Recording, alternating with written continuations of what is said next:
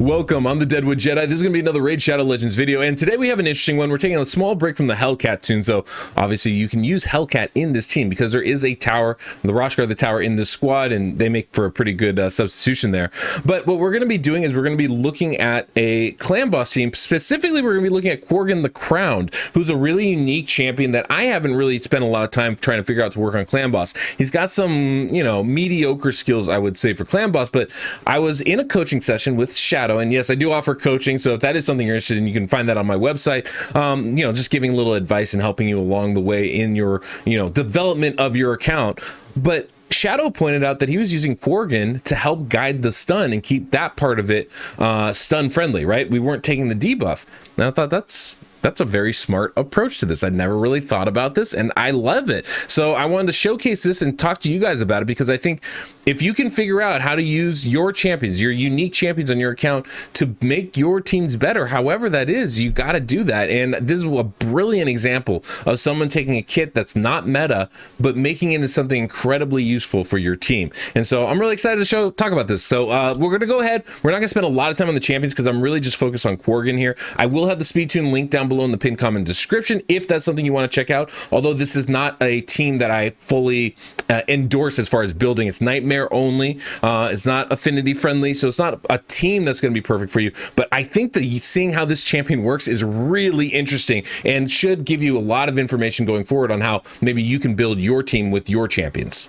Today's video is sponsored by Bloodline Heroes of Lithis. It's a strategic card-based RPG game, and you can actually use my code down below in the pinned comment description of this video to start your journey with a little bit of a leg up. $20 worth of value, 1 champion token, as well as 100,000 gold and 100 diamonds to begin your account with from a random bloodline. And yes, I did say bloodline because in this game there's romance, there are bloodlines, and there is marriage. It's all a thing in this traditional Western fantasy themed game. And you not only collect champions and build your kingdoms, but you also create half-blood heirs of your houses by merging the powers of various bloodlines, such as orcs or elves, lycans, and demons.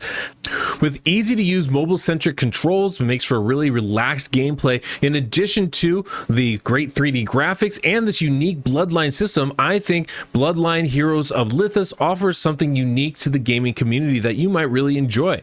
And if that sounds good to you, go ahead, use that link down below, download the game, use my code to go ahead and start off with a strong champion and some resources to level them up. New legends will be born. Have them be yours. So these are the champions we're going to be bringing in today. We've got Aothar, Quargan the Crowned, Roshkar the Tower. We've got Kyoku in there, as well as Fane. It's a really, I think, very smart approach to this. You got your poisons, decreased defense and weaken. You've got damage in there, and you're going to be unkillable for a full 50 turns. And Quargan is key to keeping this team unkillable for that time by guiding the stun to Kyoku, of all people, who will have that block damage ability up for the stun itself. We're actually not even really utilizing the ally protection part of her kit. We're really focused on the block damage part. So I think it's a really smart approach to this, a really interesting and innovative approach to using Quargan the Crowned in Clan Boss. So let's take a moment and take a look at Quargan's skills so we have an understanding of exactly why he's so good at what he's doing. So his A1 skill, Nature's Cycle, attacks one enemy, 30% chance of increasing the duration of a random buff on a random ally by 1 turn. Usually actually increasing the duration of a random buff on a random ally can be detrimental. In this case, it's not going to be a problem, and I think this is just fine. Surprisingly, this skill actually seems to hit decently hard. So you're going to get some solid damage out of Quargan as well.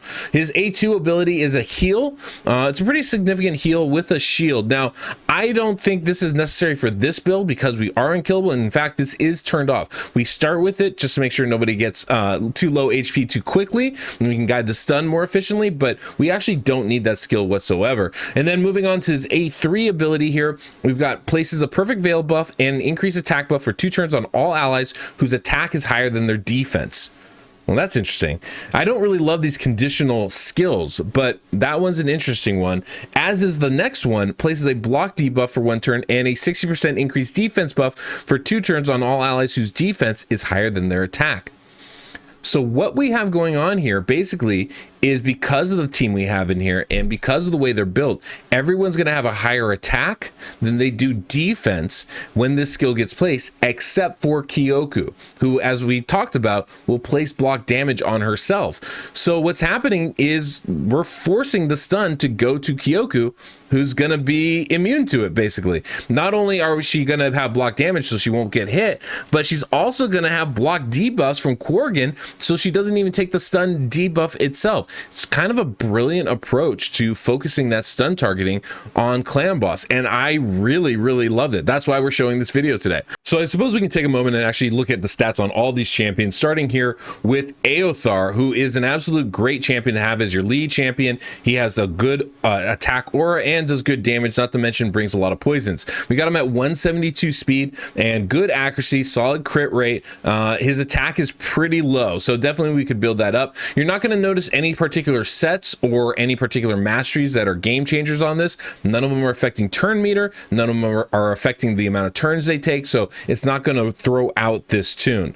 Then we have Quargan, of course, who is the key of this comp. Now there is an instinct set on Quargan, not really necessary, but it's definitely not a detriment. We have almost 100% crit rate. We do have no accuracy on here, we don't really need it, as well as 218 speed. So Quargan is going at a 4-3 ratio. It is a 4-turn cooldown on that ability that we want to use, the A3, so we do need to have Quargan fast. And you'll notice almost 3,000 attack to 1,800 defense. Quargan actually has a really high base defense as opposed to attack, even though he's an attack-based champion. Love that. And so, you know, we have to make sure that that attack is built high enough because of that increased defense buff that comes randomly from Kyoku. We need to make sure we have enough attack, so even if that buff goes out, the total attack on Quargan is still higher than the total defense on him, to make sure that he gets that perfect veil buff on himself. And then of course we have Roshgar the tower, the one that keeps us unkillable for this fight. Now Roshgar's going to go at 223 speed, again a 4-3 ratio, making sure that he keeps that block damage AoE on everybody for both AoE attacks of the clan boss.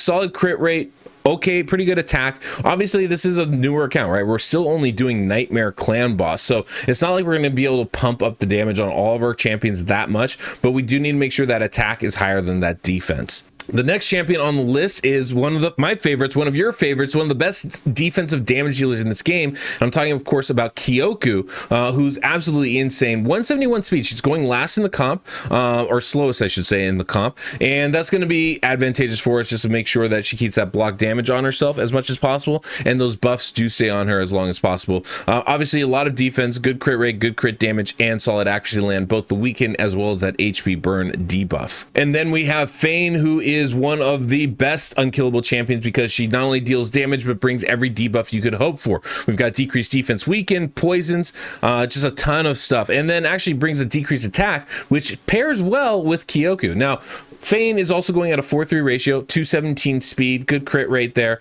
good accuracy to land those debuffs, and with Kyoku Kyoku will put up an HP burn because increased attack is on the boss, and that's actually going to fill up our debuff bar full for pretty much the entirety of the fight, which is pretty phenomenal, I would say. So that's the team, that's what we're running here, and I think it's going to get us a pretty good result.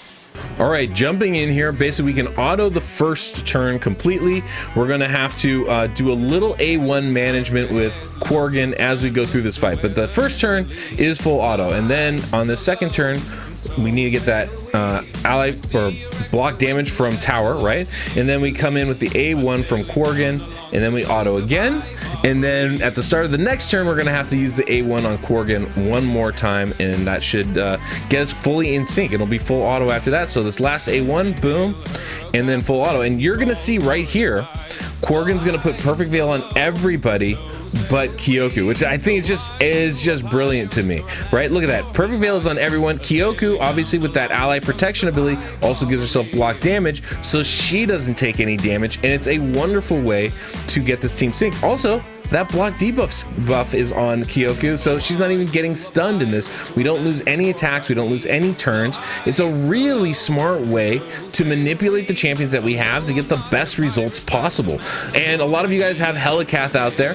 Helikath would fit in perfectly for Roshkar the Tower on this team. Absolutely perfect fit. You're not using the shield ability, but would fit in perfectly. The one thing though is Hellcat's also a defensive champion, right? So either you can, but actually now that I think about it, that's even better. It means you don't really even need Kyoku, because that shield from Hellcat can go on himself. He will block it then, and he's a defensive based champion, so he's not going to take a lot of damage. And then you have Quargan placing that block debuff on Helicath himself. So that would mean that Helicath is now not going to be stunned as well. That'll let you stay in sync. So this is actually a really, really great thing. You can actually don't even need to use Kyoku. She's a great damage dealer though. Why would you want to take her out? But the point is, you don't even need to use her within this team if you have Helicath. Just kind of makes it even that much better in my opinion. So really cool team. I love this. I think this is just a brilliant way to do this and set it up. And my hat's off to Shadow. I think this is absolutely, one of the smarter approaches to Clan Boss, and this is the key to making your teams better. Take the champions that you have and use them to the best of your ability, whatever that might be. And so I'm really impressed by this, and I think it's a pretty darn good team, and we're gonna get some really good damage numbers. So I'm gonna go ahead and let this run. We'll jump ahead towards the end of this fight, play a little music, and talk about it at the end.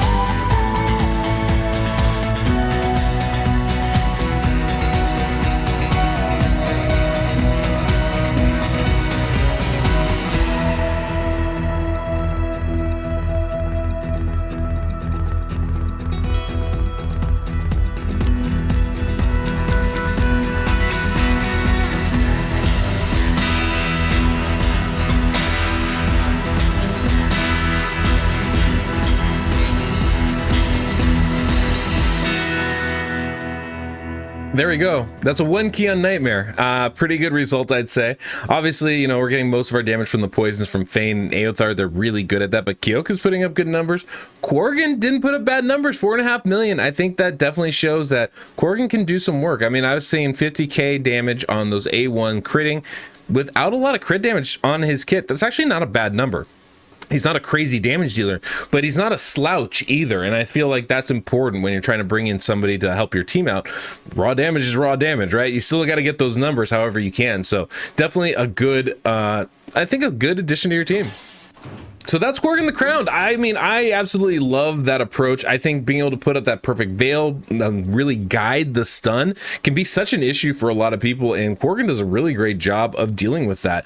In a team like this, pairing that spot with a one-turn block debuff champion, with pairing that with Quargan, can make it work really good, right? Because now you can block the affinity debuffs with that Grizzled Jarl or Mausoleum Mage, for example, and then Quargan can still make sure that you're not actually taking a stun hit along the way as well. So it kind of offers some really nice options there for you. In fact, if you had a Grizzled Jarl, would fit perfectly into that Kyoku slot.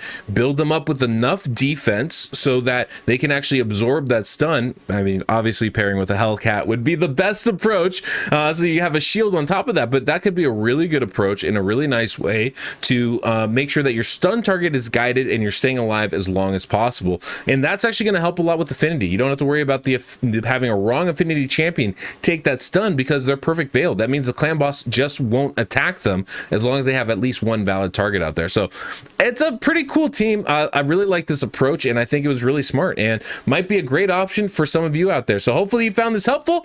If it did, even if you didn't, you just want to be nice, hit that subscribe, hit that notification bell. Until next we meet, I'm the Deadwood Jedi.